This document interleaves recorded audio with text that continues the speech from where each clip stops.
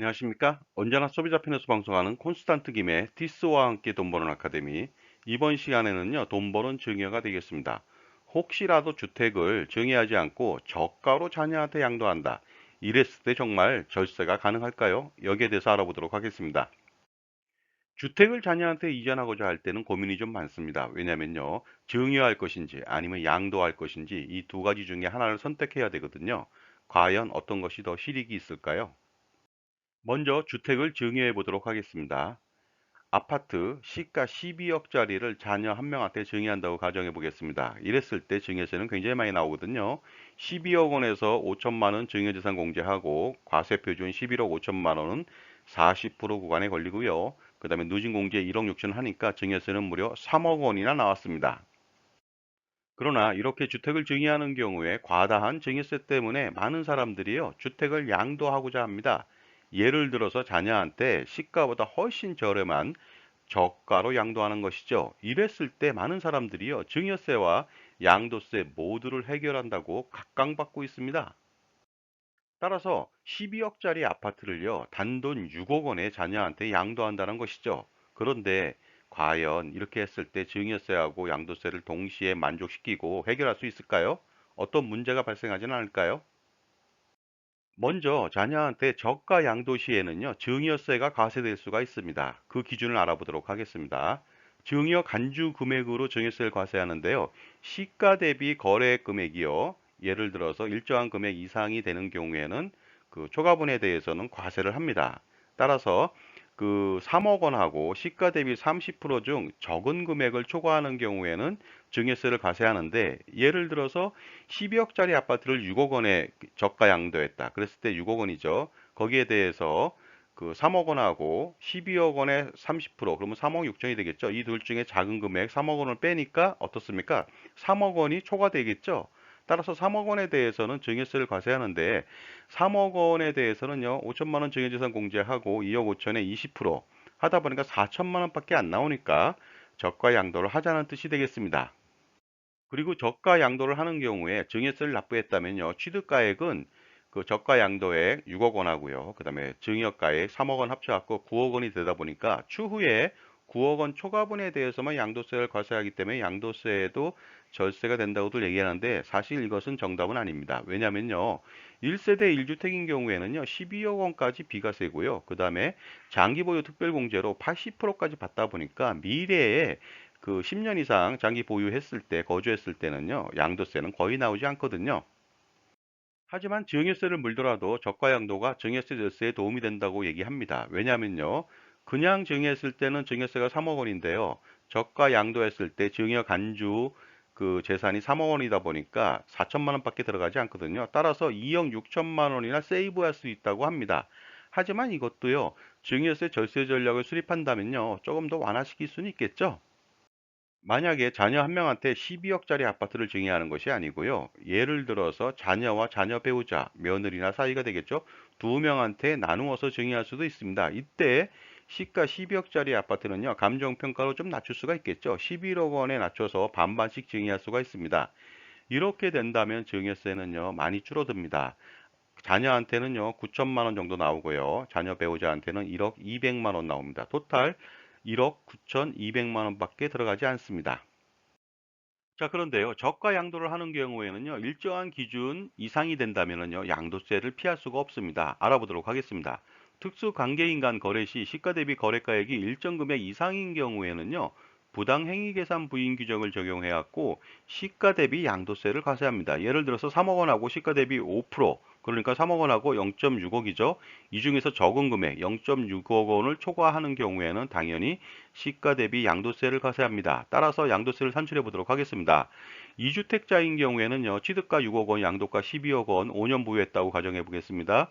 그랬을 때 양도 차익은요, 6억 원이고요. 그 다음에 장기 보유 특별공제 10%, 6천만 원 공제하다 보니까 5억 4천에 42%, 누진 공제액은 3,540만 원이 되겠습니다. 따라서 양도세는 1억 9,140만 원이고요. 지방소득세까지 포함해서 2억 1,054만 원이 됩니다. 여기서 250만 원 양도소득 기본공제가 있는데 이것은 미반영했습니다. 주택을 자녀한테 이전한다. 이랬을 때는 기본적으로 부모님이 주택이 좀 많다는 뜻이 되겠습니다. 그렇기 때문에 양도세를 피할 수가 없는데요. 혹시라도 부모님이 1세대 1주택이다. 이랬을 때는 양도세는 발생하지 않습니다. 그리고요, 일시적 2주택인 경우에도 양도세는 발생하지 않습니다만은요. 과연 이런 상황에서 증여를 해야 될까요?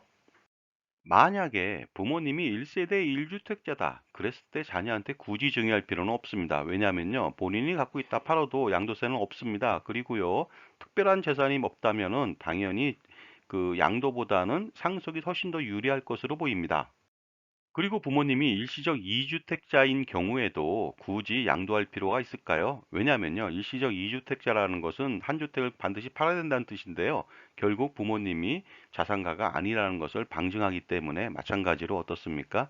상속으로 가는 것이 훨씬 더 유리하거나 아니면은요. 혹시라도 주택이 팔리지 않았다. 이랬을 때는 배우자 증여가 훨씬 더 유리할 것으로 보입니다.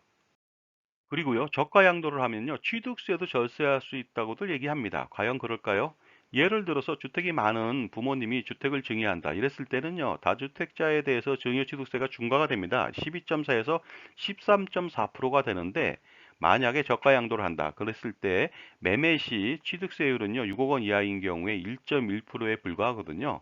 따라서 취득세가 절세될 수 있다고들 얘기하는데, 1세대 1주택자가 증여하는 경우에는요, 취득세가 4%입니다. 그러니까 비슷하다고 볼 수 있고요. 다주택자인 경우에는 이 말이 맞습니다만은 어떻습니까? 다주택자는 양도세를 또 피할 수가 없겠죠. 자, 지금까지 제 정보가 만족스러우셨다면요, 구독과 좋아요 부탁드리겠습니다. 계속하겠습니다. 감사합니다. 자, 저가 양도에 대해서 어떤 문제점이 있는지 하나씩 짚어보도록 하겠습니다. 첫 번째 문제점은요, 다주택자가 양도 시에는 시가 대비 양도세를 과세합니다. 비록 1년 동안 양도세 중과가 한시적으로 유예됐지만요, 미래에는 양도세 중과를 피할 수 없을 것 같고요. 그 다음에 더 중요한 것은요, 중과가 면제된다 하더라도 양도세는 피할 수가 없다는 것이 되겠습니다.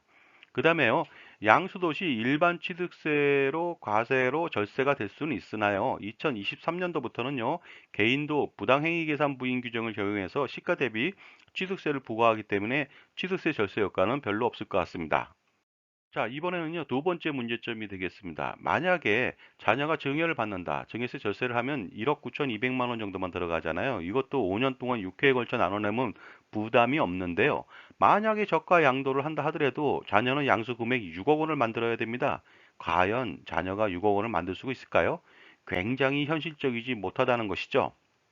그리고 또 자녀가 혹시라도 양수금액 6억 원을 만들었다고 치겠습니다. 이랬을 때는요, 자녀의 양수금액에 대해서 자금 출처 조사가 들어갈 수가 있습니다. 이때 증여세를 추가 과세할 가능성이 굉장히 높겠죠. 그리고 전체적으로요, 저가 양도가 아무 문제가 없었다. 손 치더라도 나중에 부모님이 자녀한테 팔았잖아요. 그렇다면요, 양도가액에 대해서, 세후 양도가액에 대해서 현금을 가지고 있는데 이것은 상속세 과세 대상이 됩니다. 따라서 추후 증여자, 부모님의 상속세는 과중될 것으로 보입니다. 그리고 마지막 문제점이 있습니다. 뭐냐면요. 실질과세 원칙에 위배됩니다. 그러다 보니까요. 매매를 가장한 증여로 간주될 수가 있다. 당연히 간주될 수 있을 것 같습니다. 왜냐면요. 2004년 이후로 증여는 포괄적 증여로 바뀌었기 때문에 그렇습니다. 굉장히 리스키하다고 볼 수가 있습니다. 그래서 저가 양도라고 하는 것은요, 현실적이지 못하고 이론에 불과한 학설이다고 얘기할 수가 있을 것 같습니다. 왜냐하면요, 저가 양도는 증여자의 자산이 별로 없는 경우, 예를 들어서 1세대 1주택 비과세 등 이러한 혜택이 있는 경우에 가능한 설계일지는 몰라도 이것도 굉장히 무리라고 생각합니다. 왜냐하면 1세대 1주택자인 경우에는요, 저가 양도보다는요, 상속으로 가는 것이 훨씬 더 유리합니다. 그 다음에 일시적 2주택자도 마찬가지가 되겠습니다. 저가 양도보다는요, 배우자 증여를 할 수도 있습니다. 감정평가를 받아서 11억 원에 증여를 한다면 증여세는 9천만 원만 나오고요. 나중에 배우자가 이것을 판다 하더라도 1세대 2주택이라 하더라도 양도세 부담은 거의 해소할 수가 있거든요. 따라서 저가 양도는 배제되어야 될 것 같습니다. 그러므로 그 저가 양도니 아니면 증여를 결정할 때는요, 반드시 상속세와 증여세와 양도세와 그 다음에 종부세나 취득세까지 모두 다 고려한 그런 전반적인 토탈 솔루션을 가지고 와야지 이론적으로만 치우친 그러한 실질적이지 못한 방법은 좋지 못할 것 같습니다. 자, 지금까지 저가 양도는 실질적으로 절세에 도움이 안 된다는 말씀을 드리고 싶습니다. 그 다음에 보다 효과적인 솔루션을 찾아야겠습니다. 감사합니다.